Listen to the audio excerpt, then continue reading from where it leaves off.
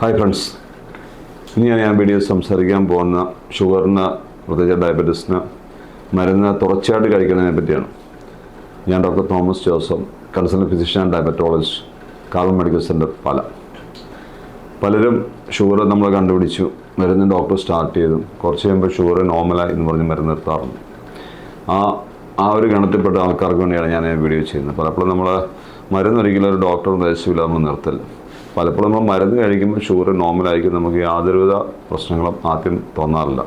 പലപ്പോഴും ഷുഗർ കണ്ടുപിടിക്കുന്നത് തന്നെ വേറെ എന്തെങ്കിലും ഒന്നെങ്കിൽ ഓപ്പറേഷനായിട്ട് ഹോസ്പിറ്റൽ അഡ്മിറ്റ് ആകുന്നു, ഇല്ലെങ്കിൽ നമുക്ക് പ്രത്യേക തലയുറ്റില്ല, അല്ലെങ്കിൽ ഷുഗർ താന്നുപോയി, അല്ലെങ്കിൽ ഒരു ഛർദി, അല്ലെങ്കിൽ യൂറിൻ ഇൻഫെക്ഷൻ, അല്ലെങ്കിൽ ഒരു ഫംഗൽ ഇൻഫെക്ഷൻ, ഇങ്ങനെയൊക്കെ ബന്ധപ്പെട്ടായിരിക്കും നമ്മൾ വരിക.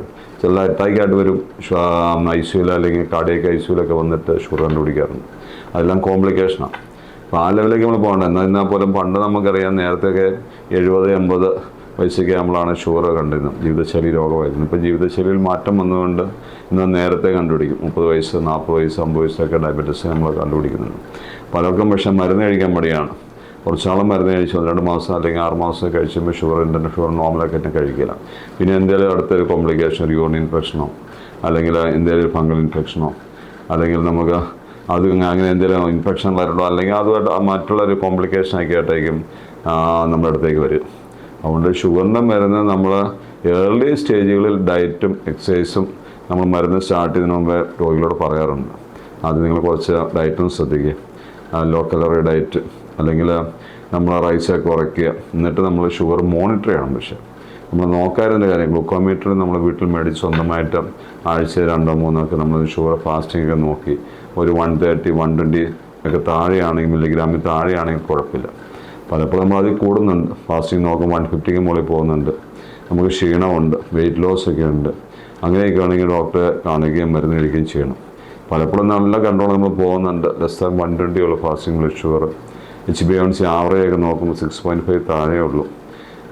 ബാക്കി വെയിറ്റ് ലോസ് പ്രശ്നങ്ങളൊന്നുമില്ല, എക്സസൈസ് ചെയ്യാൻ പറ്റുന്നുണ്ട്, സമയമുണ്ട്, നല്ല രീതിയിൽ ഡയറ്റ് മെയിൻറ്റെയിൻ ചെയ്ത് പോകാൻ പറ്റുന്നുണ്ട്. അങ്ങനെയൊക്കെ വേണമെങ്കിൽ നമ്മൾ ഭയപ്പെടേണ്ട ആവശ്യമില്ല. എന്നിരുന്നാലും നമ്മൾ കൃത്യമായ ഷുഗർ മോണിറ്റർ ചെയ്യുകയും 3 മാസം കൂടുമ്പം കൊളസ്ട്രോള്, HbA1c, ക്രിയാറ്റിന്, യൂറിൻ റൂട്ടീന് അല്ലെങ്കിൽ യൂറിൻ ആൽബുമിനൊക്കെ നമ്മൾ നോക്കണം. അതിലെന്തെങ്കിലും വ്യത്യാസം കാണുകയാണെങ്കിൽ ഡോക്ടറെ കാണാം. കൂടാതെ ബ്ലഡ് പ്രഷർ നമ്മൾ നോക്കണം. ഇപ്പോൾ ഡയബറ്റീസുകാർ കൂടാതെ കൊളസ്ട്രോളും ബ്ലഡ് പ്രഷറും ഹൈ ആകാൻ ചാൻസ് ഉള്ളതുകൊണ്ട് അത് നമ്മൾ 3 മാസം കൂടുമ്പോൾ അല്ലെങ്കിൽ മാസമൊക്കെ നോക്കേണ്ടി വരും.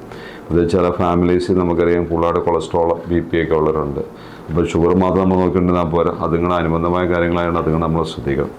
അപ്പോൾ അങ്ങനെ നമ്മൾ കുറച്ചാളങ്ങനെ പോയി, 1 വർഷം പോയി, 2 വർഷം പോയി, നമുക്ക് കുഴപ്പമില്ല നമുക്ക് തോന്നും.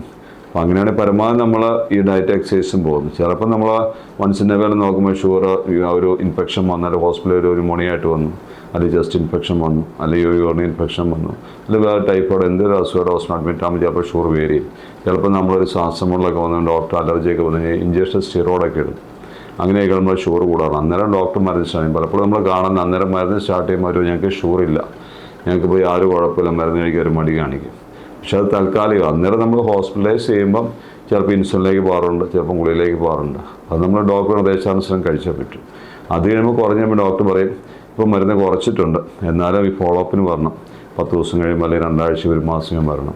അപ്പോൾ ഷുഗർ കൂടാണെങ്കിൽ മരുന്ന് സ്റ്റാർട്ട് ചെയ്യണം. ആദ്യം നമ്മൾ ഒരു ഗുളികയായിട്ട് സ്റ്റാർട്ട് ചെയ്തു, 2 നേരം കഴിച്ചു. പിന്നെ അതുകൊണ്ട് പറ്റാതെ വരുമ്പോഴാണെങ്കിൽ 2-3 ഗുളികയിലേക്ക് വിടുക.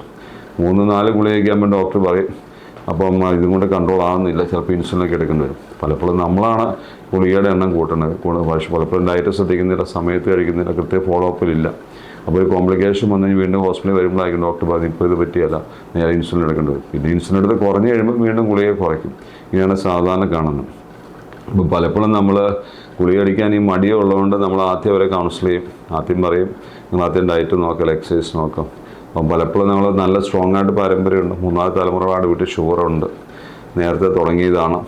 അപ്പം ജോലി സംബന്ധമായിട്ട് ശരിക്കും എക്സസൈസ് ചെയ്യാൻ പറ്റുന്നില്ല, ഡയറ്റ് ശ്രദ്ധിക്കാൻ പറ്റുന്നില്ല, മരുന്ന് സ്റ്റാർട്ട് ചെയ്യുന്നത് നല്ലത്. അത് നമ്മൾ ഡിലേ വന്നു കഴിഞ്ഞാൽ നമുക്ക് കുടുംബപരമായിട്ട് അറ്റാക്ക് അല്ലെങ്കിൽ ഒരു കോംപ്ലിക്കേഷൻസ് ഒക്കെ ഉണ്ടെങ്കിൽ അത് നമുക്ക് കടയിൽ കോംപ്ലിക്കേഷൻസ് ഒക്കെ ഉണ്ടാക്കാൻ ചാൻസ് ഉണ്ട്. അതുകൊണ്ട് എപ്പോഴും നമ്മൾ മരുന്ന് കഴിക്കുമ്പം ഒരു ഷുഗർ നമ്മൾ കണ്ടുപിടിച്ചും കൃത്യമായിട്ട് ഫോളോ അപ്പ് ഡോക്ടറെ കാണണം. 2-3 മാസം കൂടുമ്പോൾ എല്ലാ മാസവും ഷുഗർ നോക്കണം, BP നോക്കണം. ആ 3 മാസം കൊളസ്ട്രോൾ, HbA1c, ക്രിയാറ്റിനൊക്കെ നോക്കണം. ആ ഒരു കൃത്യമായ ഒരു പാറ്റേണിൽ പോവുകയാണെങ്കിൽ വലിയ കോംപ്ലിക്കേഷൻ ഇല്ലാതെ നമുക്ക് ഷുഗർ നന്നായിട്ട് കൺട്രോൾ ചെയ്യാൻ സാധിക്കും. Thank you.